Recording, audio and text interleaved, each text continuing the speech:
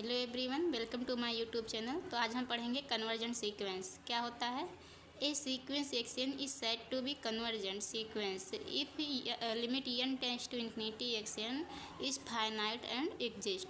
कोई sequence convergent कब होगा? जब उसकी लिमिट जो है वो फाइनाइट हो। मान लो एक्शन कोई सीक्वेंस है तो उसकी जो लिमिट हो वो फाइनाइट हो या फिर एग्जिस्ट करे, तो जो सीक्वेंस होगा वो कन्वर्जेंट सीक्वेंस होगा। अगर फाइनाइट नहीं है, मान लीजिए इनफाइनाइट है, तो उस केस में दूसरा सीक्वेंस होता है, हम आगे बताएंगे।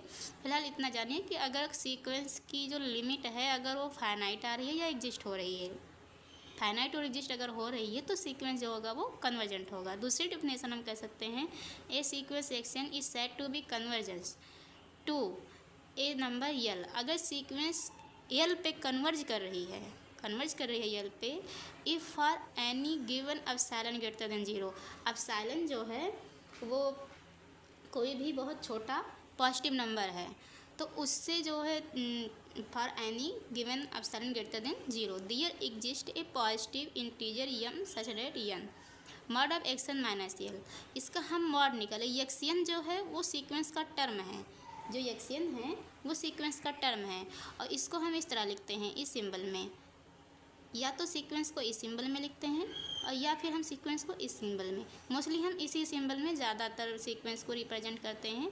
तो जो ये एक्शन जो है ये सीक्वेंस का टर्म है, इसको हम यल से सब्ट्रैक्ट करें, इन दोनों का हम डिफरेंस निकालें। यल जो है वो सीक्वेंस का लिमिट है, वो लेस देन हो एप्सिलॉन से। एप्सिलॉन अभी बताए थे ना, कोई भी बहुत छोटा पॉजिटिव नंबर है। For every small n belongs to capital n. अब देखिए, the number l is called the limit of the sequence. अभी बताए थे कि यल जो है वो लिमिट है, तो जो यल है वो सीक्वेंस का लिमिट कहलाता है। इसको हम इस तरह भी लिख सकते हैं, x n converge l as n tends to infinity. N tends to infinity पे एक्शन जो होगा कन्वर्ज करेगा यल पे। Limit n tends to infinity x n is equal to l होगा limit x n is equal to l. देखिए note में है mod of x n minus l, अभी हम बताए थे ना ये पे।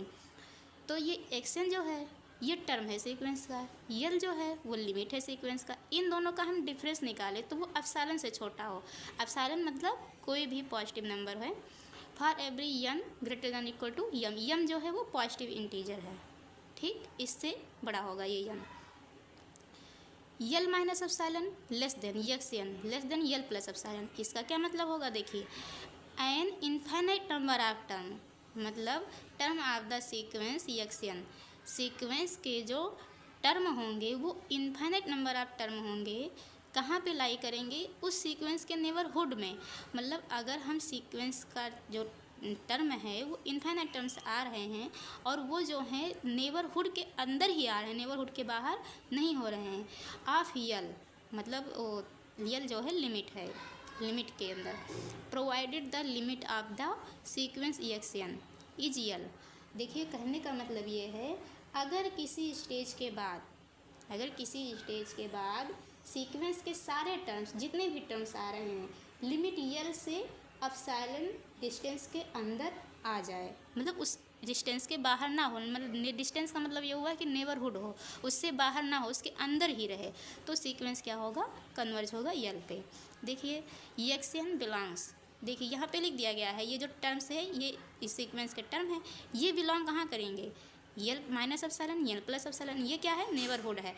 यल तो लिमिट है और ये एप्सिलॉन जो है वो कोई भी पॉजिटिव नंबर है, बहुत छोटा नंबर है, बहुत ही छोटा नंबर, जितना हम कर सके 0.000, जितना भी छोटा हम कर सकें वो बहुत ही छोटा नंबर है। इससे हम माइनस करें या प्लस करें तो वो नेबरहुड के अंदर ही आए। For an infinite number of the value n. देखिए एक एग्जाम्पल के साथ समझते हैं। द सीक्वेंस, ये जो है ये टर्म्स है सीक्वेंस के जो आए हैं, इसका एन टर्म क्या होगा? X n is equal to 1/n। हम यहाँ पे इनफाइनाइट अगर रखेंगे n टेंड्स टू इनफाइनाइट, तो जो इसकी वैल्यू आएगी वो 0 आएगी। जैसे limit n tends to infinity x n is equal to limit n tends to infinity 1/n, मतलब 1/n। तो इस यहाँ पे हम n रखेंगे तो 1/n पे जो वैल्यू रखेंगे इनफाइनाइट, जो लिमिट रखेंगे तो 1/इनफाइनाइट क्या होता है? 0 होता है। तो लिमिट आपकी 0 आ गई, जो कि फाइनाइट है, इनफाइनाइट नहीं है ना। और हमने भी बताया है कि अगर किसी भी सीक्वेंस का जो लिमिट है वो अगर फाइनाइट आ रहा है, ये लिमिट एग्जिस्ट कर रही है, तो वो सीक्वेंस जो होता है कन्वर्जेंट होगा है। तो ये इससे हमको क्या पता चला कि 1/ε क्या है, 1/n जो है सीक्वेंस, ये कन्वर्जेंट सीक्वेंस का एक एग्जांपल है।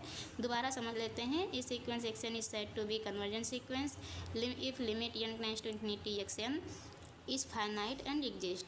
अगर एग्जिस्ट कर रही है, फाइनाइट है, तो सीक्वेंस आपका क्या है, कन्वर्जेंट है।